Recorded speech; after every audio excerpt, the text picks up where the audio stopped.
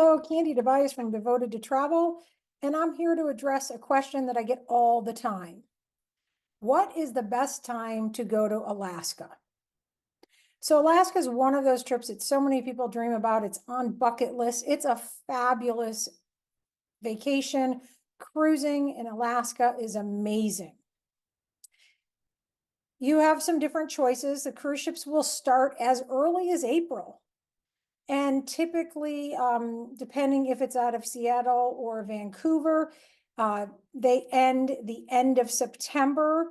The cruises that go in and out of Seattle will cruise into mid-October. The best time to cruise in Alaska, in my opinion, is early or late in the season. So April's a little bit early. I mean, average high temperatures typically are not even in the 50s.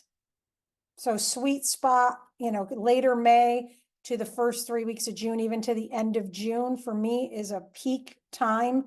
Not peak in terms of people, but ideal, I should say. And then September is also a great time. Now that may not work with your schedules. Some of you may be asking, well, why not July and August? Alaska's really cold. It's warmer in July and August. It seems like that would be the best time. The temperatures may be a little bit warmer. Most people don't know, or I'm surprised how many people don't know, that July and August are really bad in terms of their bugs.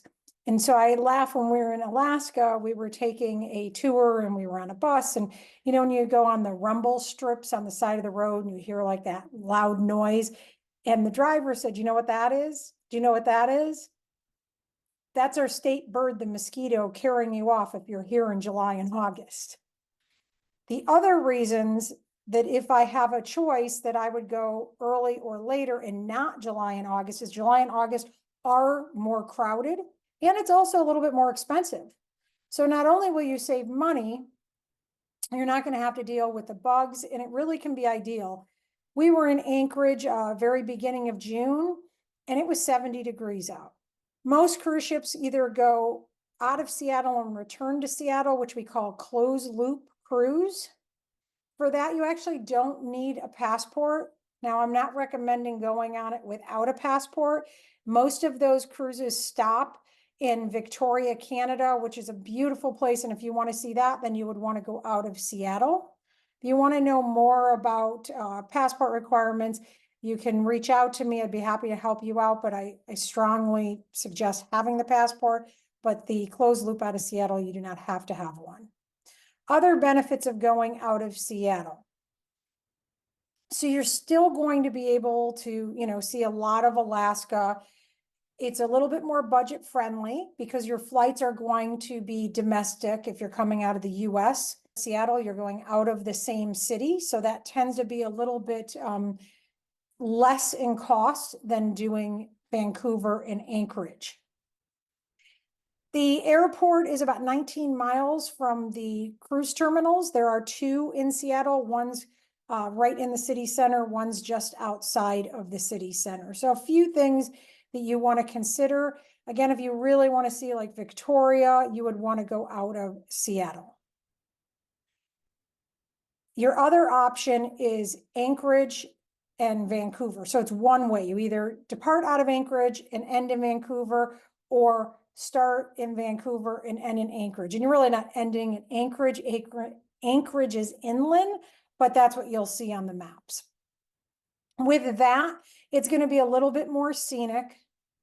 You're going to get obviously further north. You're going to see more in terms of the glaciers and getting into some of the bays and fords. It likely is going to be a little bit more expensive in terms of flights because you're flying into one city and out of the other. Thankfully, it's not like years past where you had to do 2 one-way tickets and it really cost a lot more. Many of the airlines now do not charge extra for the one-way. The airport's about 9 miles away, so not a big difference. There is only one terminal. Vancouver's a beautiful city. The other pro for me is if you either start or end in Anchorage, it allows you to go to Denali. That is a crucial part of seeing Alaska. So doing the cruise and land package if you're gonna go all that way and it's on your bucket list, Denali is amazing. Because of the bridge, they cannot sail the really large or mega ships in and out, so you will be on the smaller ships going in or out of Vancouver. Seattle can accommodate the larger ships, so there are options for more of the mega ships if you're going in and out of Seattle. So lots to consider. That's where travel agents can help you out.